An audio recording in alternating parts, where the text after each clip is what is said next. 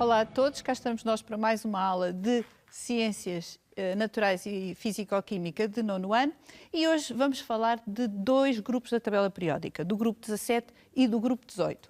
E relativamente aos dois grupos, cá estão eles na tabela periódica, estão aqui indicados, o grupo 17 e o grupo 18, e a primeira pergunta que se coloca é: o que é preciso para um elemento pertencer ao grupo 17 da tabela periódica? Ora, o grupo 17 é conhecido como o grupo dos halogénios e isso significa, vem do grego e significa formadores de sais. E aparece aqui uma imagem do cloreto de sódio, o sal de cozinha que vocês conhecem. Vamos começar por analisar os dois primeiros elementos do grupo dos halogénios, o flúor e o cloro. Ora, o flúor tem número atómico 9, como nós já aprendemos, sua distribuição 2, 7. O cloro, distribuição 2, 8, 7, tem 17 eletrões. Ora, o que é que elas têm em comum? Reparem, 7 eletrões de valência. E isto é o que lhe confere propriedades semelhantes. Recordando, então, a estrutura de um átomo como o átomo de flúor, ele tem 9 número atómico, tem 9 prótons no núcleo, distribuídos 2, 7. Ele não é estável. Ele tem apenas 7 eletrões de valência, 7 eletrões no último nível. Como é que ele pode estabilizar? Conseguindo captar mais um eletrão.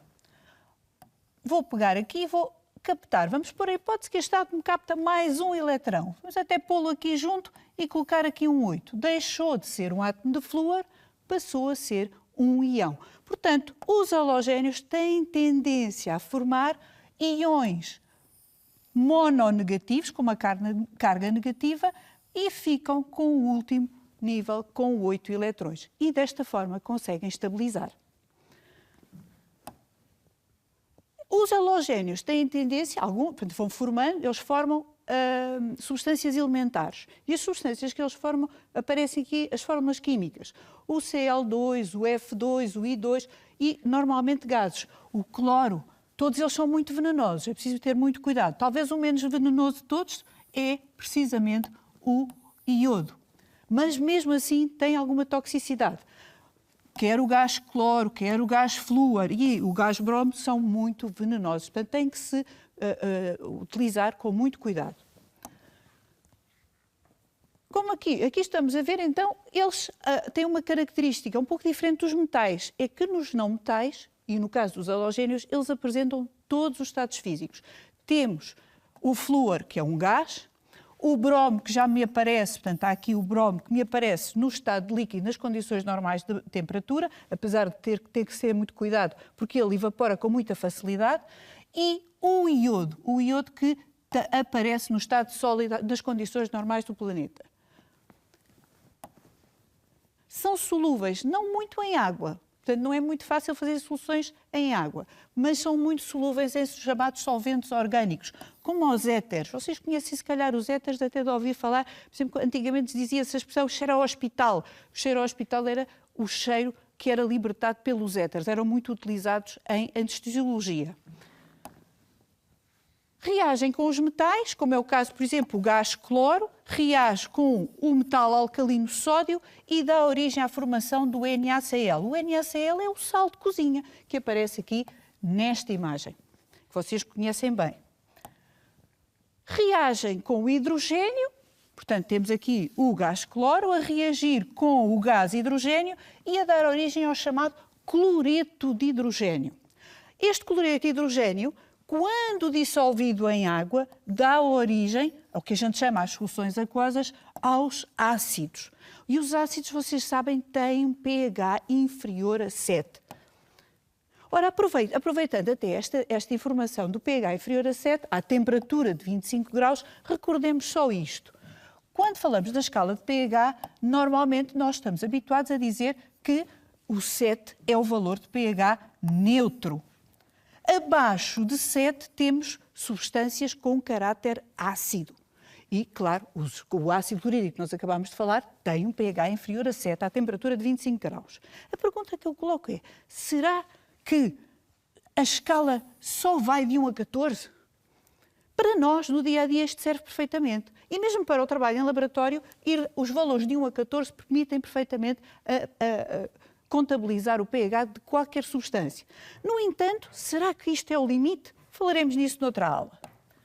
Ora, agora, só para rever um pouquinho a escala de pH, vamos ver um pequenino vídeo.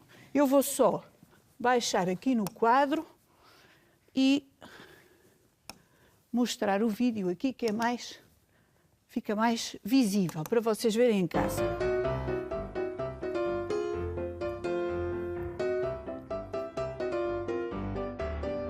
Para medir o pH podemos recorrer ao indicador universal. O indicador universal é uma mistura de indicadores que mudam de cor e que, consoante a cor, podemos criar uma escala de cores e, consoante a cor que vamos obter na fita, podemos tirar o valor de pH, que vai de 1 a 14.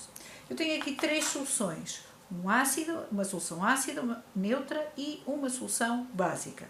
Vamos gotejar algumas gotas de solução ácida na fita de indicador universal. Reparem. Quando fizemos este procedimento, ficou com uma coloração assim. Se formos fazer a comparação à escala, isto vai me dar um pH igual a 1. Portanto, trata-se de uma solução muito ácida. Esta é uma solução de ácido clorídrico, ou HCl. Agora, vamos pegar na neutra. A neutra é água, portanto, estamos à espera que dê um pH da ordem do 7. Vamos comparar e vamos ver que efetivamente anda aqui entre o 6 e o 7. Portanto, temos um pH neutro. E agora, para vermos a coloração de uma solução básica. Esta solução também é uma solução muito forte, é de hidróxido de sódio. E como podem ver, trata-se de uma solução que, se fizerem a comparação, andará entre o 10 e o 12, eu diria mais o 12. Portanto, é uma base bastante forte. Portanto, estas fitas permitem, com um ensaio simples, identificar o pH de cada uma das soluções.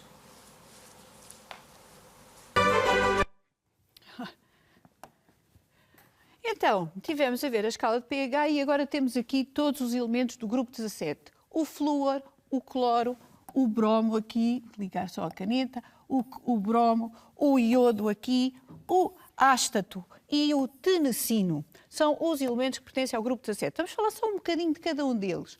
O flúor vem da palavra em grego fluir, porque era um gás, ele fluía. E é o mais reativo de todos. E é muito conhecido. Ele é importante, por exemplo, olhando ali para aquele modelo, na fixação do cálcio e no endurecimento do esmalte dentário. Aparece também num mineral que é muito decorativo, é muito bonito, que é a fluorite, é o fluoreto de cálcio, que apresenta colorações muito intensas e é utilizado em decoração. O cloro já é outro segundo elemento do grupo dos halogénios e advém da expressão verde amarelado, porque o gás cloro, o cloro aparece no estado gasoso, nas condições normais do planeta, e tem uma coloração esverdeada. Aparece esta fotografia do mar, porquê? Porque vocês sabem, a água do mar é salgada e um dos componentes que ela tem em grande quantidade são precisamente íons cloreto, íons de cloro.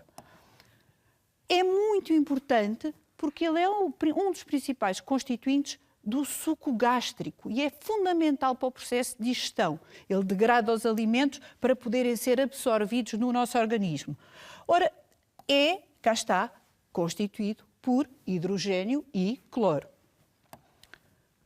Também é muito importante para desinfetantes como as lexívias. A lexívia, o principal constituinte é o hipoclorito de sódio.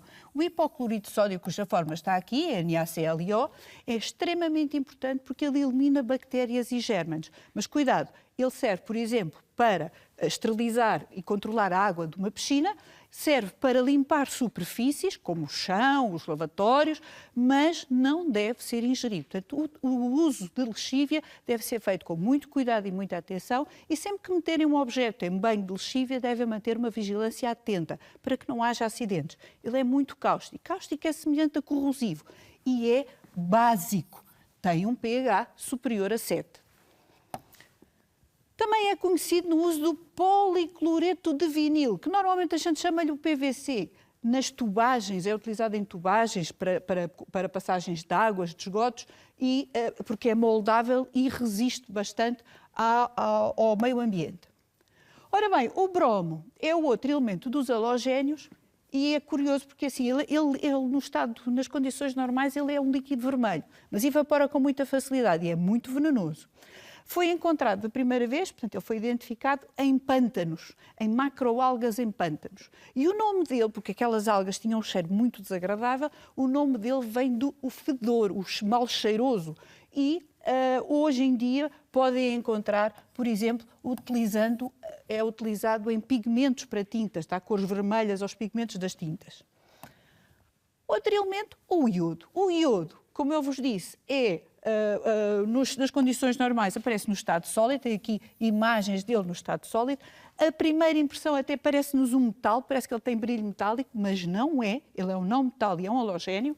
E vocês conhecem-no, muito provavelmente, das tinturas de iodo, que são utilizadas para desinfetar as feridas. Portanto, ele é antisséptico.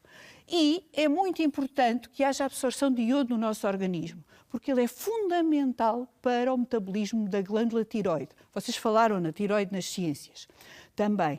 E o que acontece é que a principal fonte de iodo na alimentação é o peixe. E há zonas em que, se calhar, não é tão fácil chegar lá o pescado para a alimentação. Então, teve que se encontrar soluções para não haver déficit de iodo e doenças associadas ao déficit de iodo. Uma das soluções encontradas foi adicionar o iodo, ser um aditivo, no sal de cozinha. E daí se encontrar nos supermercados à nossa disposição sal iodado. Sal a que se acrescentou o iodo para compensar as faltas que tenham na alimentação. E agora um pequenino vídeo sobre a sublimação do iodo. Eu vou fazer aqui a mesma coisa, vou baixar e colocar aqui o vídeo do iodo.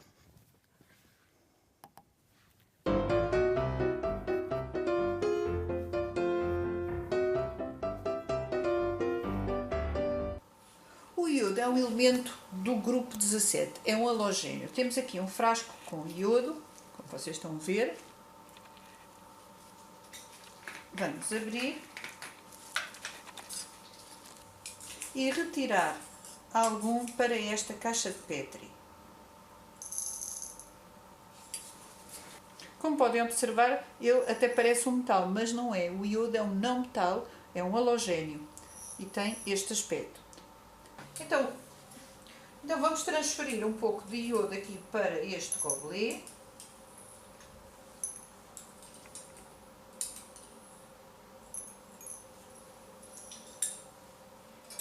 Vamos colocar um vidro de relógio em cima do gobelet e com esta pinça vamos segurar e proceder ao aquecimento. Muita atenção no aquecimento, não se deve parar numa posição fixa, aqui para verem melhor.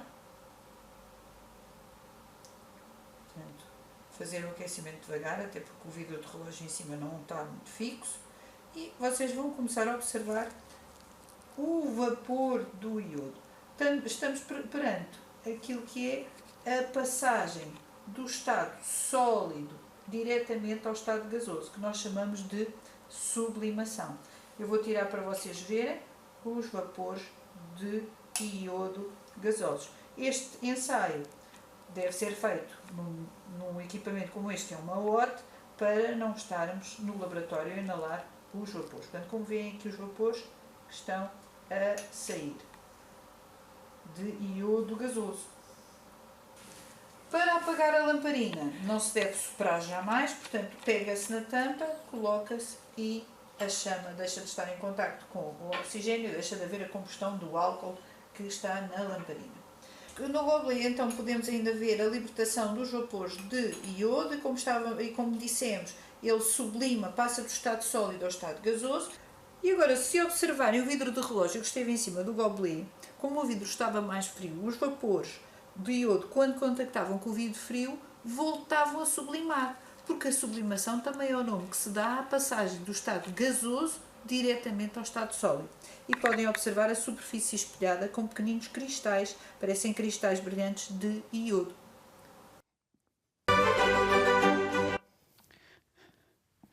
Ora, então vimos a sublimação do iodo. Portanto, é uma das características, uma das propriedades é que ele com pouca energia passa diretamente do estado sólido ao estado gasoso.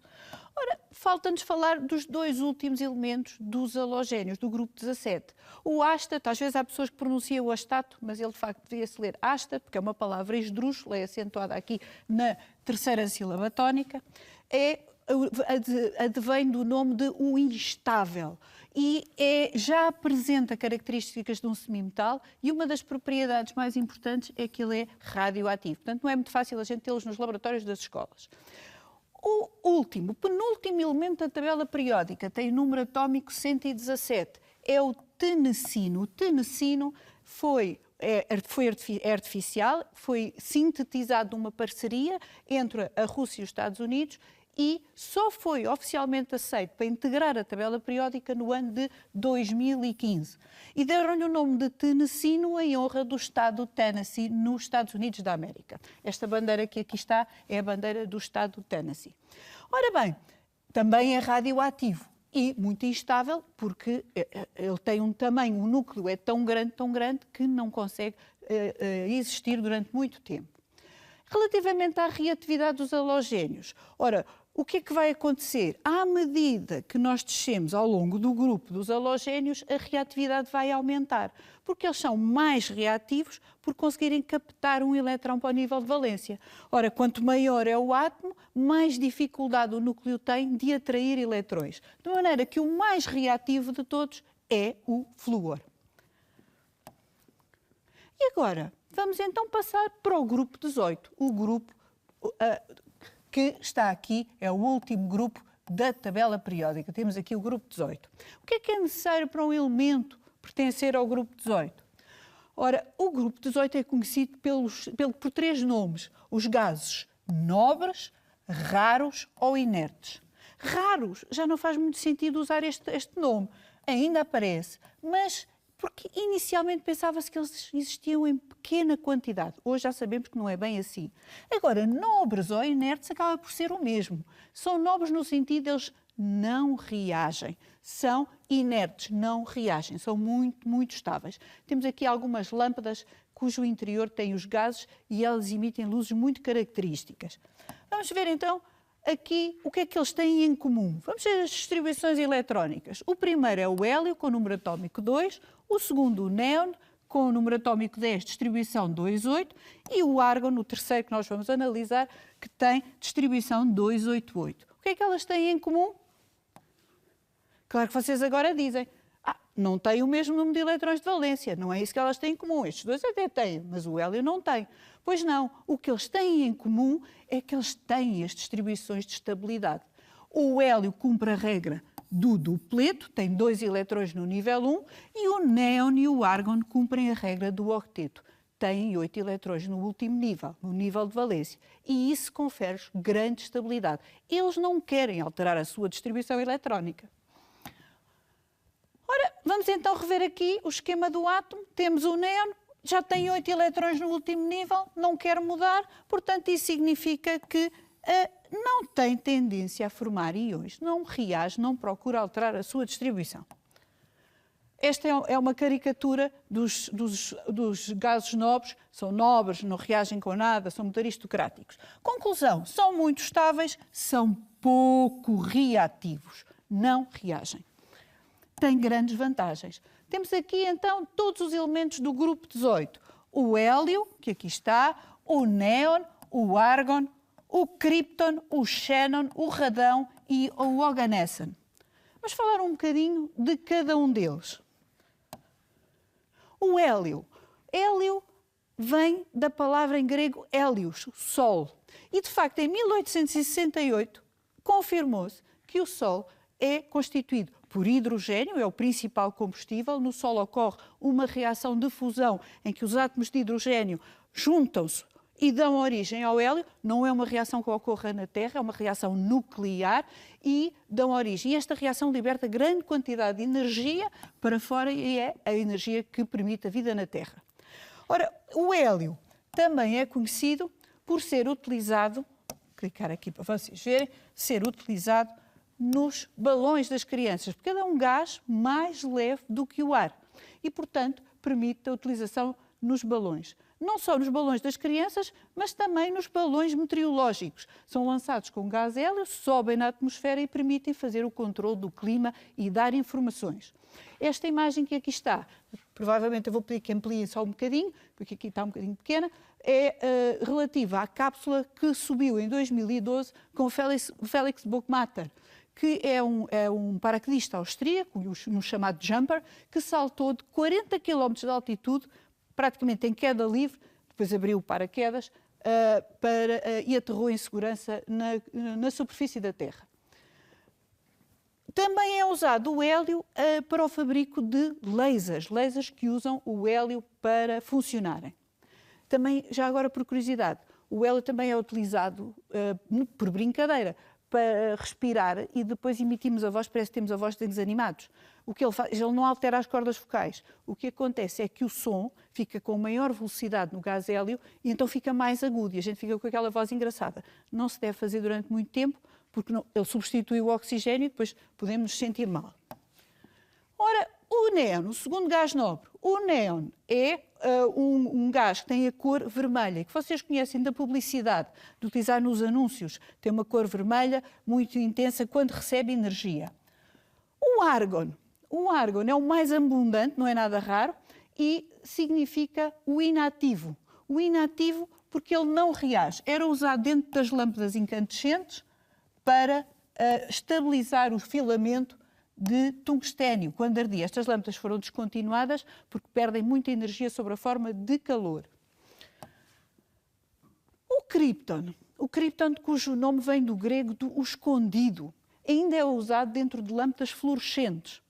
E, só por curiosidade, portanto, ele é um gás muito estável também, é um gás nobre, mas só por curiosidade, aqui mesmo, no personagem do Super-Homem, ele vinha de um planeta chamado Krypton.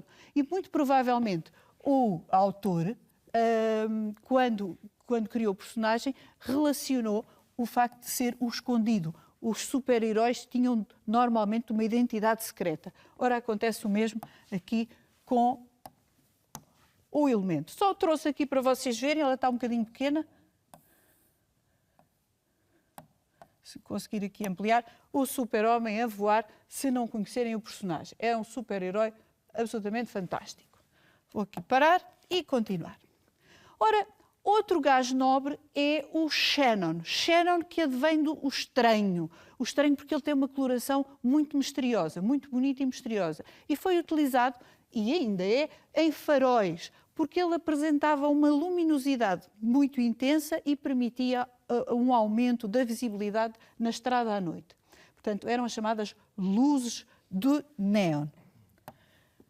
Aqui, outro gás nobre, o radão. O radão não é um gás que a gente tenha facilidade em utilizar, porque ele é radioativo. E ele resulta do decaimento do rádio. O rádio é um metal do grupo 2, é um metal alcalino terroso, é radioativo e os elementos radioativos vão decaindo e vão se decompondo numa série que são chamadas famílias. Ora, o que acontece é que o radão é resultado do decaimento do rádio.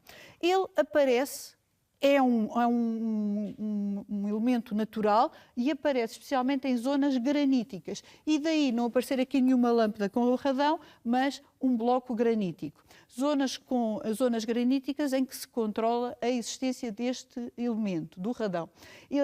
O que eu pus aqui foi 2 aparelhos que são utilizados para monitorizar as emanações radioativas, as radiações, que é um contador Geiger, isto é um dosímetro, que também é um contador Geiger, mas portátil, e que permitem detectar se estão a ser libertadas radiações.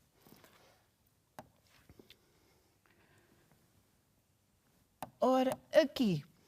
Então, o último gás nobre. o último gás nobre é artificial também. Portanto, também foi sintetizado numa parceria da mesma maneira entre os Estados Unidos e a Rússia e foi-lhe dado o nome de Oganesson, ou em honra deste físico russo, Yuri Oganessian. Não sei se pronunciei bem, mas tentei. É um elemento que foi artificial, só foi oficialmente aceito em 2016 e é o último elemento da tabela periódica. Tem número atómico 118. Foi o último a ser aceito na tabela periódica oficial. É muito instável, ao contrário dos outros gases nobres. Porquê? Porque ele tem 118 de número atómico. Ele tem um núcleo muito grande, mais os neutrões que não estão aqui contabilizados, mas ele tem um núcleo muito grande e isso confere grande instabilidade e, portanto, o tempo de existência é muito pequeno. Mas foi o suficiente para ser aceito na tabela periódica. E, claro, é radioativo. Portanto, vimos aqui algumas características dos grupos 17 dos halogénios e do grupo 18 dos gases nobres. E agora eu queria deixar-vos o desafio. E o desafio de hoje era vocês construírem uma tabela periódica que inclua os grupos 13 ao 18, portanto vai incluir o 17 dos halogénios e o 18 dos gases nobres, e só até ao terceiro período, que é o que nós trabalhamos fundamentalmente este ano de 9º ano. E nessa tabela, que seja tridimensional, portanto poderá ser feita com uma folha de papel ou até com um rolo, o que eu vos sugiro é que vocês vejam o perímetro aqui e dimensionem todos os grupos à volta do rolo. E que depois até podem usar para pôr em cima da mesa. Não esquecer de pintarem, para ficar mais visível, quais os que são metais, quais os que são semimetais e quais os que são não metais. O alumínio é metal, o boro e o silício são semimetais e os outros são não metais. Portanto, fazerem 3 colorações diferentes para distinguir. Ora, do que é que nós falámos hoje? Nós hoje falámos de halogénios, das propriedades que eles apresentam. E repararam que eles são muito reativos. Faltava-lhes um eletrão para terem como uma configuração de uma distribuição eletrónica estável. E falámos de gases nobres, raros ou inertes, que são muito estáveis. Claro, já sabemos, à exceção do Oganesson, que é bastante instável, o artificial. Mas os outros são muito estáveis e não reagem. E, como ainda temos algum tempo, eu gostaria de voltar a um exercício que já tínhamos começado na aula anterior, que é o preenchimento de uma tabela onde nós vamos resumir as características de alguns destes elementos do grupo 17 e do grupo 18. E para isso, eu vou aqui mudar a cor da caneta e ver. Esta tabela tem várias colunas e eu vou preencher cada linha, em relação a um elemento. Por exemplo, para o cloro, cujo símbolo químico é Cl, o seu número atómico não está aqui, mas eu tenho a indicação que tem uma distribuição 2, 8, 7. Ora, isso significa 2 mais 8 mais 7 dá 17, que o número atómico é 17. Vou ver quantos eletrões de valência tem. Ora, se reparar, ele tem 7 eletrões no último nível. Então, tem 7 eletrões de valência. Como é que eu descubro o período? Vou só ali apagar para verem melhor. O período é dado pelo número de níveis. Tem 3 níveis preenchidos, então ele está no terceiro período. Qual é o grupo a que pertence? Como tem 7 eletrões de valência, ele pertence ao grupo 17. Qual é o íon que tem tendência a formar? Vimos nós hoje. A tendência dele é captar mais um eletrão e formar um íon mononegativo, o íon cloreto, Cl-.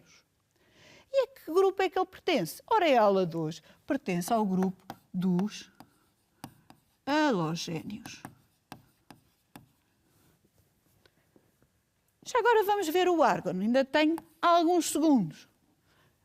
Diz-me aqui, agora já não me diz, só apagar aqui esta bolinha e reparem, o argon, símbolo químico AR, diz-me que está no terceiro período. Então, se está no terceiro período, em termos de distribuição, ele tem que ter 3 níveis, porque está no terceiro período. Diz que está no grupo 18. Está no grupo 18, então é porque ele tem 8 eletrões de valência. Cuidado, vejam lá se ele não é o hélio que só tem 2. Então vai ter uma distribuição 2, 8, 8. Número atómico 18. Não forma íons, portanto aqui não forma, e pertence aos gases nobres. Adeus.